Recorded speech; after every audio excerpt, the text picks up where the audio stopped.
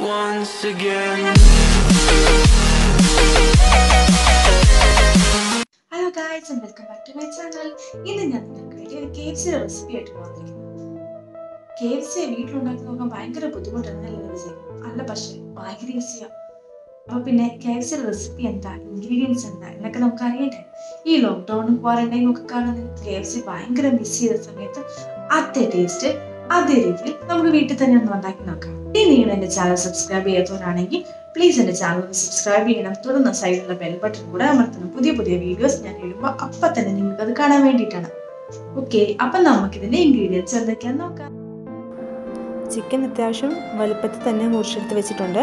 ഇത് നന്നായി കഴുകി ഞങ്ങൾ സ്കിൻ ഔട്ട് ചെയ്യേണ്ട ആവശ്യമില്ല, കാരണം സ്കിന്നോട് തന്നെ കൂടിയിട്ടാണ് നമുക്ക് ഈ KFCക്ക് വേണ്ടിയിട്ട് വേണ്ടത്. അപ്പോൾ സ്കിന്നൊന്നും കളയാതെ നന്നായിട്ട് വാഷ് ചെയ്ത് ക്ലീൻ ചെയ്ത് ഞങ്ങൾ 2 കിലോ ചിക്കൻ എടുത്ത് വെച്ചിട്ടുണ്ട്. പിന്നെ വേണ്ടത് ജിഞ്ചർ പൗഡറും ഗാർലിക് പൗഡറുമാണ്. അത് ഒരു 1-2 ടേബിൾ സ്പൂണോളം വേണം. പിന്നെ കുരുമുളക് പൊടി, ഉപ്പ്, നാരങ്ങ നീര്, ഇത്രയാണ് നമുക്ക് അത് മിക്സ് ചെയ്യാനുള്ള. ആദ്യമായിട്ട് തന്നെ ജിഞ്ചർ പൗഡറും ഗാർലിക് പൗഡറും കൂടെ അതിനകത്തേക്ക് നമ്മൾ എടുത്ത് വെച്ചിരിക്കുന്ന ചിക്കനിലേക്ക് നമുക്ക് ഇട്ട് കൊടുക്കാം. അത് കഴിഞ്ഞ് നമ്മൾ എടുത്ത് വെച്ചിരിക്കുന്ന ഉപ്പ്,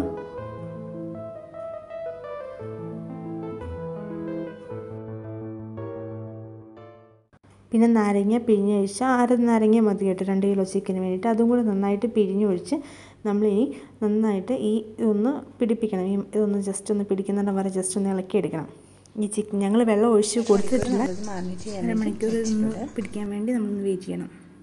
എന്നിട്ട് നമുക്ക് ബാക്കി ഇനി കോട്ടിങ്ങിന് വേണ്ടിയിട്ടുള്ള ഇൻഗ്രീഡിയൻസ് എന്തൊക്കെയാണെന്ന് നോക്കാം. എല്ലാവരും വിചാരിക്കുന്ന KFCയുടെ പുറത്തെ കോട്ടിംഗ് എന്ന് പറഞ്ഞാൽ ഓട്സ് കൊണ്ടുള്ളതാണ്. പക്ഷേ അല്ല കേട്ടോ, മൈദ കൊണ്ടാണ്. നമുക്ക് മൈദ എടുത്ത് വെച്ചിട്ടുണ്ട്. ഞാൻ എത്രയാണെന്ന് വെച്ചാൽ ഡിസ്ക്രിപ്ഷനിൽ പിന്നെ പറയാം. പിന്നെ കുരുമുളക് പൊടി, പഞ്ചസാര എടുത്ത് വെച്ചിട്ടുണ്ട്. പിന്നെ നമുക്ക് വേണ്ട കോൺഫ്ലോർ ആണ്. നമുക്ക് അത്യാവശ്യം കടയിൽ നിന്ന് തന്നെ മേടിക്കാൻ കിട്ടുന്നതാണ് കോൺഫ്ലോർ. അത് നമ്മൾ 2-3 ടേബിൾ സ്പൂൺ എടുത്ത് വെച്ചിട്ടുണ്ട്.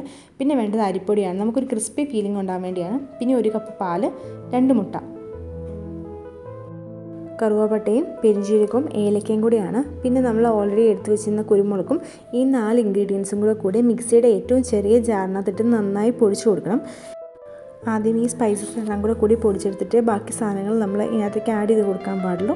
അപ്പോൾ ഈ ഒരു പരുവത്തിൽ നന്നായി പൊടിച്ചെടുക്കണം.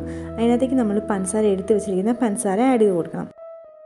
പഞ്ചസാരയും നന്നായി പൊടിഞ്ഞതിന് ശേഷം നമ്മൾ എടുത്ത് വെച്ചിരിക്കുന്ന നമുക്ക് പൊടികളെല്ലാം ആഡ് ചെയ്യാം. ആദ്യം നമുക്ക് അരിപ്പൊടി അതിനകത്തേക്ക് ആഡ് ചെയ്ത് കൊടുക്കാം. പിന്നെ നമുക്ക് കോൺഫ്ലോർ ആഡ് ചെയ്യാം.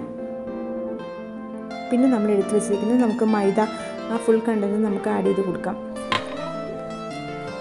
പിന്നെ ആവശ്യത്തിനുള്ള ഉപ്പും കൂടെ ആഡ് ചെയ്യണം. എന്നിട്ട് നന്നായി വീണ്ടും പൊടിക്കുമ്പം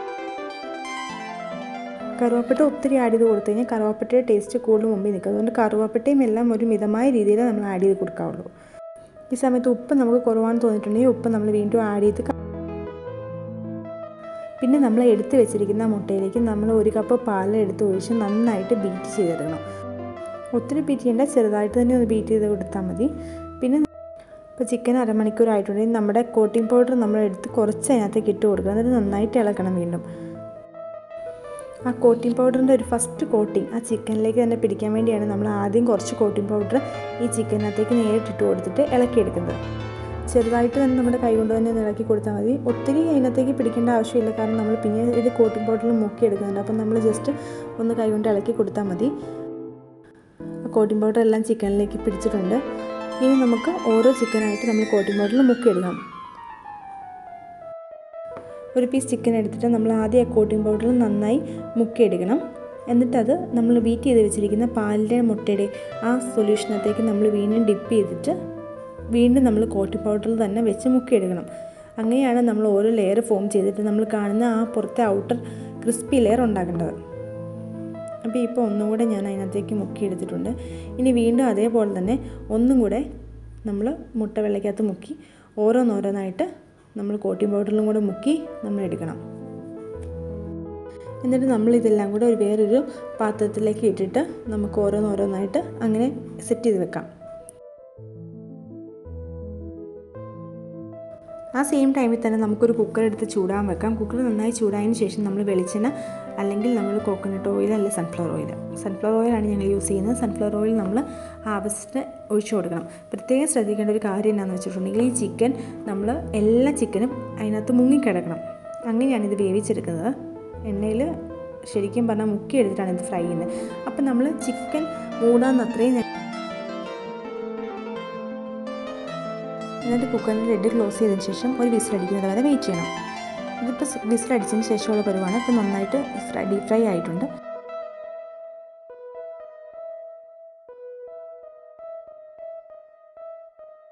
നമ്മൾ KFCയിൽ കഴിക്കുന്ന പോലെ നല്ല ടേസ്റ്റി അതേ സെയിം ഫ്ലേവർ തന്നെയുള്ള ചിക്കനാണ്. എല്ലാവരും വീട്ടിൽ ട്രൈ ചെയ്ത് നോക്കണം.